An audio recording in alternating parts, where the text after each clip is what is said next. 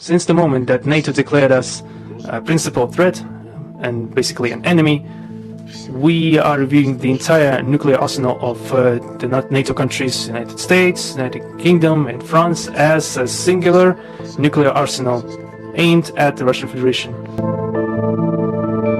Ce qu'on entend dans la bouche de Vladimir Poutine encore récemment par exemple, il faut les prendre au sérieux. Je pense que la grammaire nucléaire fait que ce risque aujourd'hui de troupes au sol de l'OTAN en Ukraine font exister un risque et que ce risque pour des puissances responsables est inacceptable.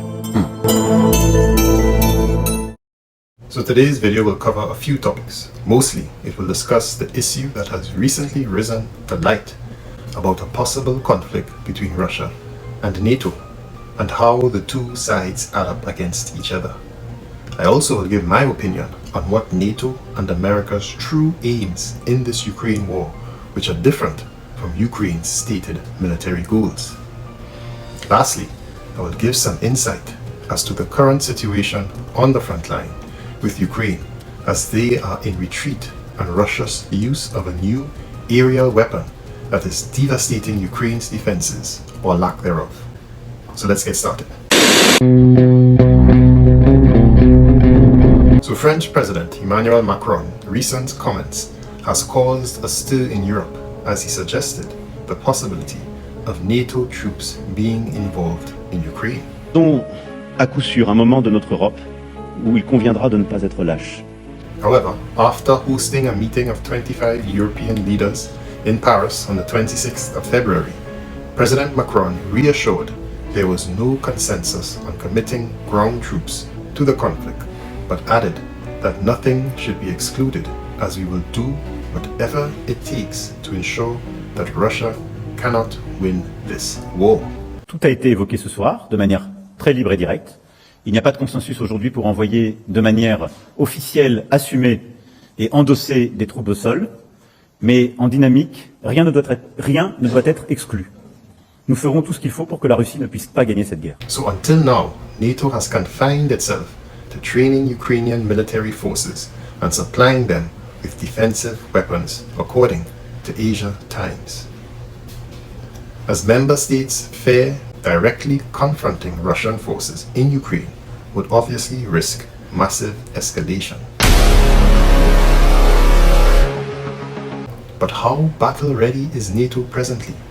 Asia Times is of the view that a significant problem that NATO faces is not in deploying its troops to Ukraine, but in supplying them, as has been demonstrated so far by the failing efforts to provide sufficient ammunition and equipment to Ukraine. NATO, Asia Times reports, has neither the stockpiles nor the manufacturing capacity to supply a lengthy modern war. War in Ukraine is consuming an enormous amount of ammunition and depleting allied stockpiles.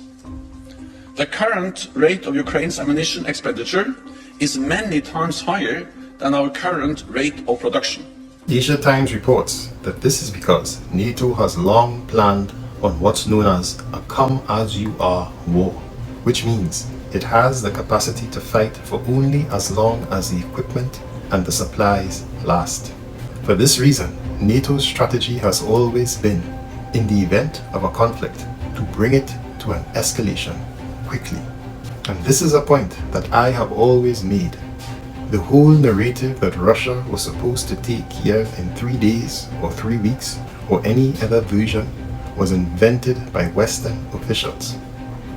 I believe it was General Mark Milley who said it first, and clearly, given Russia's ability to supply its army after more than 2 years of warfare, and in contrast, NATO's deprivation of artillery, it would seem to me that Russia was far more prepared for a long war than NATO.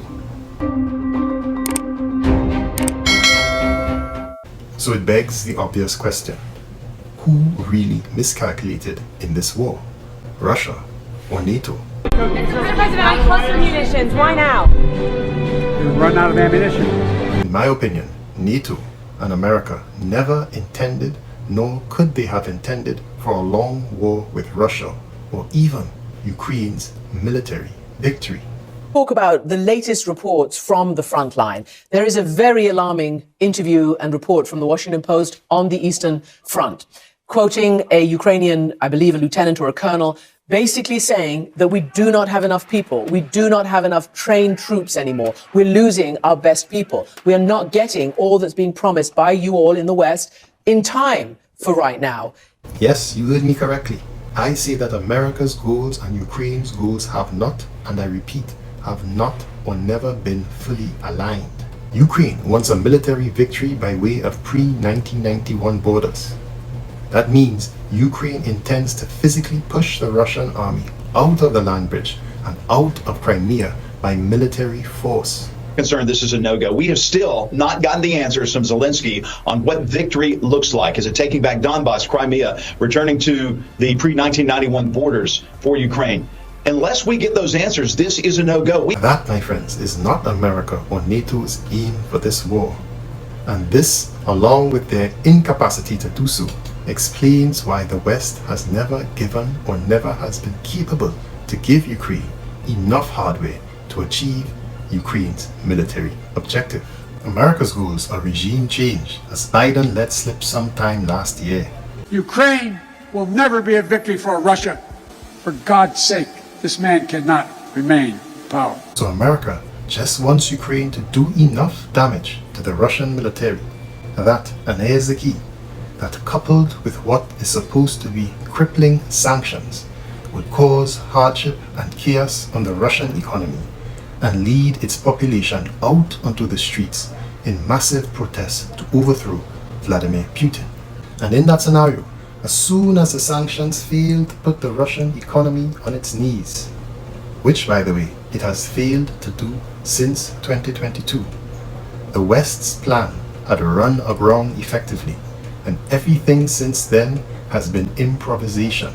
Period before the introduction of sanctions in 2014 and even up until 2022, the Russian economy was very heavily colonized by Western firms. A great many of them, not all, but a great many of them either chose to exit Russia or were pressured to exit Russia after early 2022. So on what terms did they leave? Well, they were required, if they were leaving permanently, to sell their capital equipment, their factories and so forth, to, let's say, a Russian business, which would get a loan from the Russian banks or maybe have other sources of financing at a very favorable price for the Russians. So effectively, a lot of capital wealth, which was partly owned by the West, has been transferred to Russian ownership. And you now have an economy which is moving forward and has the advantage compared to Europe of relatively low resource costs, because Russia is a great producer of resources, oil and gas and fertilizer and foodstuffs and so forth. And so while the Europeans are paying maybe twice in Germany what they were paying for energy, the Russians are not. They're paying perhaps no more, perhaps less than they were paying before the war. So again, I characterize the effect of the sanctions, in fact, as being, in certain respects, a gift to the Russian economy. In other words, the West never planned for a military victory, nor did they plan for a long-term war. NATO, as Asia Times reports, simply isn't built for that. This is why the Western media has tried very assiduously, I might add, and with much propaganda and misinformation, to give the Russian viewership and its own citizens the impression that Russia's military and economy is in disarray and or is about to collapse. Because that is their true war. They want to sow panic that would lead to regime change and the overthrow of Putin, so that they can place their own puppet leader who will keep Russia weak like it was in the 90s and expose Russia's vast resources to Western exploitation. Because, let's be frank, common sense dictates that a military victory against Russia by Ukraine is not only almost impossible, but will likely lead to nuclear war, and in which case everyone, including the West, loses. There therefore could never have been a sensible strategy.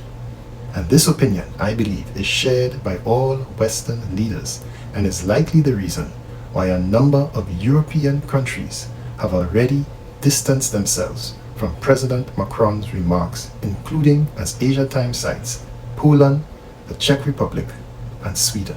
Garde ce continent européen qui n'est pas capable, au bout de 2 ans, de faire la paix. Donc quel est le rôle d'un président de la République française, qui est membre du Conseil de sécurité?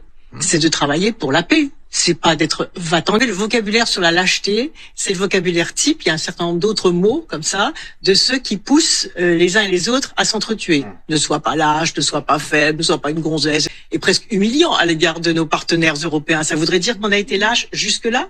Russia, however, seized upon President Macron's remarks with Kremlin spokesman Dmitry Peskov telling reporters that even discussing the idea of Western troops being sent to fight in Ukraine represents a new, important element, and in that case, we would need to talk not about the probability, but about the vulnerability of a direct conflict. Если там полетят над нашей территорией американские самолеты, я не сомневаюсь, что наши доблестные военные также сделают так, чтобы эти самолеты горели и падали. I mean, even with respect to arming Taiwan, the US is revealing its incapacity. Asia Times reported that US Republican Representative Mike Gallagher, who is the chairman of the House Select Committee on the Chinese Communist Party, has come up with some novel ideas to help Taiwan make use of, and I quote here, otherwise obsolete weapons in the US arsenal, mostly because getting new weapons right now is nearly impossible. Mr. Gallagher says, in quotations, recent war games simulating conflict with China over Taiwan revealed that the US would, and get this, run out of long-range precision-guided bombs and missiles less than a week into the conflict. Bill Gates reported that the Pentagon has a backlog of more than $2 billion worth of weapons that Taipei purchased, which is held up by defense industry delays. Taiwan is currently waiting on 400 Harpoon missiles and 100 Harpoon launchers that the Pentagon announced in a sale over 3 years ago, and which may not reach the island until 2029. Canister of tube launcher, Harpoon weighs just over. But the weaknesses and problems of the American defense industrial base pale in insignificance to the manpower shortages affecting most NATO members. And that this is the right thing to do. There are concerns, though, aren't there, with the scale of our defence forces and whether we actually have the capacity to be able to take this sort of action on various fronts around the globe. Back in 2021, the Commons Defence Select Committee warned the Royal Navy was in danger of not being able to cope with an increasingly hostile and unpredictable international environment. Are you concerned at all, John Healey, about the resources of our Royal Navy at the moment and how stretched they are with regards to these situations arising around the globe? I am indeed, and the former Defence Secretary told me in the House of Commons, he admitted that over the last 13 years the government have hollowed out and underfunded the forces, and 1 in 5 of the Royal Navy's ships have been taken out of service since 2010. As well as the US.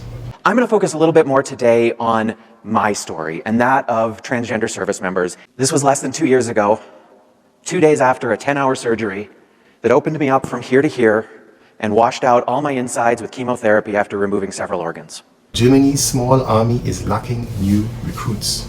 Like the US, Germany has a volunteer force, but things are getting so bad that German government is thinking about some type of conscription system. Britain's army is also a big problem.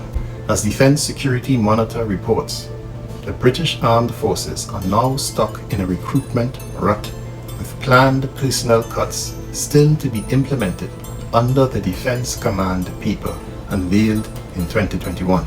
And the reality is, Russia has none of these problems of supply or recruitment that these Western nations face. The Guardian published this article on February of this year and opened it with this statement. As Ukraine has scrambled to source ammunition, arms and equipment for its defense, Russia has presided over a massive ramping up of industrial production over the last 2 years that has outstripped what many Western defense planners expected when Vladimir Putin launched his invasion. Total defense spending has risen to an estimated 7.5% of Russia's GDP. Supply chains have been redesigned to secure many key inputs and evade sanctions, and factories producing ammunition, vehicles, and equipment are running around the clock, often on mandatory 12-hour shifts with double overtime in order to sustain the Russian war machine for the foreseeable future. Russia's investment in the military projected this year to be the largest share of its GDP since the Soviet Union has worried European war planners who have said NATO, and I quote, underestimated Russia's ability to sustain a long-term war. So my question is, and the question that has taken more force given NATO's fear-mongering that Russia intends to invade the Baltics after Ukraine. My question is all this massive military production by Russia just for Ukraine? Or is it in anticipation, not of an invasion into NATO countries, but given President Macron's recent statements, is it in anticipation that NATO comes into Western Ukraine? You see, right now, on the front lines, the Ukrainian army is on its last legs. Yes, they are still fighting heroically, but as Business Insider puts it in a rather salty article, even if Russia's army isn't a particularly good one, it won't matter if Ukraine's defenses crumble. At this point, I say, if you still want to throw stones at Russia's military competence, then NATO cannot afford to live in a glass house that they currently do. If Russia's military isn't that good, then why is US News rating them as the #1 military in the world? If Russia's military isn't that good, then more importantly, what does that say about NATO's capabilities, given that they had trained Ukrainian armed forces since 2014 in preparation for this war and oversaw and managed 3 counteroffensives that, despite the nation-destroying casualties it has incurred on Ukraine, still cannot to this day push a Russian army that was never at its full strength in Ukraine out of Ukraine. You get into a war situation in this Ukraine, you have so much propaganda especially from the Western side. It's so one-sided that everything becomes an anti-Russian issue. Obviously, they're the stronger country. They're winning the war. They're actually kicking ass, but we don't know that in the West. We have no realization of what's really going on because there's been no military honesty. At the time of the fall of 2022 offensives, Russia had maybe 200,000 troops in Ukraine when its total army is near 1 million active troops and 2 million reserves. That means that Russia had less than 7% of its available ground forces in Ukraine. Yet Ukraine failed to destroy the land bridge. So the article says, without strong defenses and key support, Ukraine is dangerously vulnerable to a force that can still inflict serious damage, according to an unnamed expert. It warns that Ukraine may still have more ground to lose as Russia continues advancing onward after capturing Avdiivka. The article then proceeds to, without citing any source, disparage the Russian army as having ineffective command structure, relying on outdated Soviet-era systems pulled out of storage, and that the Russian army puts troops on the field who are unprepared for combat. Of course, all of this is propaganda and was contradicted by Ukraine's own military commander-in-chief, General Syrskyi, who said since December 2022 in an article with The Economist that anyone who underestimates Russia is headed for defeat. In that article, the current commander-in-chief of the Ukraine Armed Forces quoted in the interview, "The Russians are not idiots. They are not weak." Business Insider article wrote that without urgent steps, Ukraine's rationing of ammunition will continue through the spring and the summer. It said that facing continual Russian attacks, undermanned units could become increasingly hollowed out and lose the ability to defend themselves. And even President Zelensky, as delusional as he has become, given the dire situation that he finds himself in, even he admitted to Reuters that Russia is preparing a new offensive against Ukraine starting in late May or summer of this year. Presently, The shortages in the Ukrainian army are rising out of the shortages and miscalculations of NATO and America do not only relate to ground weapons. CNN is now being a bit more truthful in its reporting of the front line. In this article, published recently on the 10th of March, CNN reports that Russia has begun using a powerful aerial bomb that has decimated Ukrainian defenses and, according to the CNN, tilted the balance on the front lines. Has begun using a new powerful guided aerial bomb to wipe out Ukrainian defenses on the front lines. It has done so by converting a basic Soviet-era weapon into a gliding bomb. These bombs are being converted at a plant near Moscow into a cheap but potent version of a missile. Now, the bomb is the Fab 1500. It is the most powerful bomb in the Soviet-era explosives family. One soldier from the 46th Separate Air Mobile Brigade of the Ukraine Armed Forces told CNN from the frontline town of Krashnahorivka in Donetsk last week that previously we were only shelled with artillery. Now the Russians have taken on the town more aggressively and started using Air Force assets, particularly the aforementioned Fab 1500. Why are they using the Fab 1500? Because the damage done by it is very serious. If you survive, you are guaranteed to have a contusion, he said. The Fab 1500, by the way, is not the same as the Fab 500. As a soldier puts it, it puts a lot of pressure on soldiers' morale. Not all of our guys can withstand it, he said. While they are more or less used to the Fab 500 by now, the Fab 1500, he said, is hell.